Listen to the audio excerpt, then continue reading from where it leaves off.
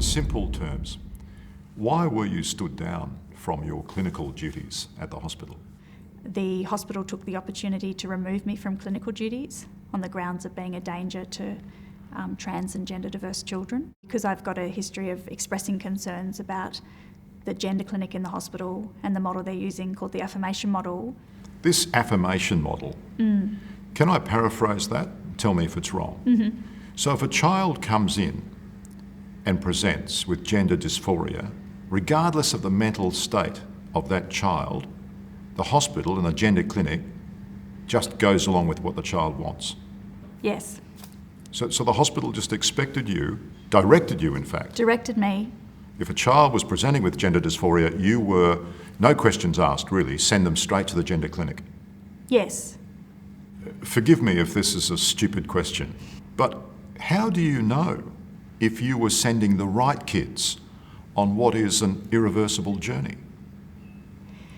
No one can know, and that's really important for parents to know, because when a child with gender dysphoria sits in front of a child psychiatrist or any mental health clinician, they have no way of knowing whether these children are going to persist in their gender dysphoria. And what's been hidden are the thousands of parents across Australia who are in anguish because they're very concerned about their child receiving care according to this affirmation model, and they're in a very difficult position, and they often can't speak out because their highest priority is to remain close to their child and to try to protect their child. But if they keep going, they go to the gender clinics and then they start to have body parts cut off, they're never going to recover. It's an absolute disaster, and it's so sad because child psychiatrists and other mental health clinicians are keeping quiet about their concerns. So it is creating this false impression that we all agree with the affirmation model. You've been labelled transphobic. How do you relate to that? I see this as a really serious child protection issue, and as a 45-year-old woman and as a mother and as a child psychiatrist, I could not hold my head up if I didn't speak about this. It's too important. And what we're talking about is the well-being of children and their health. We want kids to grow up and be happy. We all want that.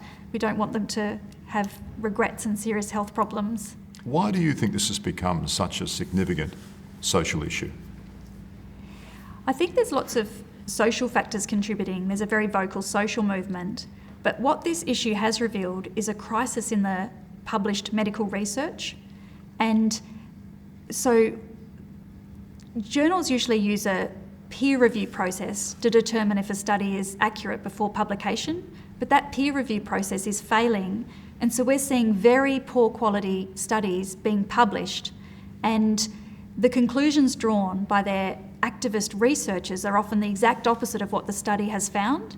What parents really need to know is that it's a very dangerous time for children and families, and they need to be very cautious about who they let engage with their child. So what I would recommend is that they see the health professional first without the child to find out what approach they're going to take towards their child. Do you think the hospital want to sack you? Yes. Yes, they do. They want you off the books? They don't want me hanging around in the hospital. Because as far as they're concerned, you're a troublemaker.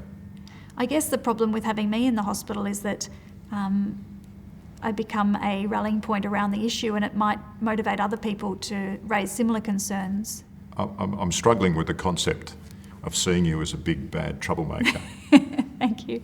because you want an open-minded approach to this. That's your sin, medically. Yes. Well, I see this as a child protection issue. I think we need to take urgent steps to figure out how interventions that are so serious and poorly evidence-based have been delivered to children across Australia. And I think that we need to have a federal independent inquiry into the model of care for children with gender dysphoria in Australia. Do you think you will get your job back or not? Well, the lawyers seem to think that it's unlikely, but what I've discovered about myself is that I do live in a bit of denial, and I just can't imagine not being back in my office and being with those colleagues that I've been with for years. Do you want your job back?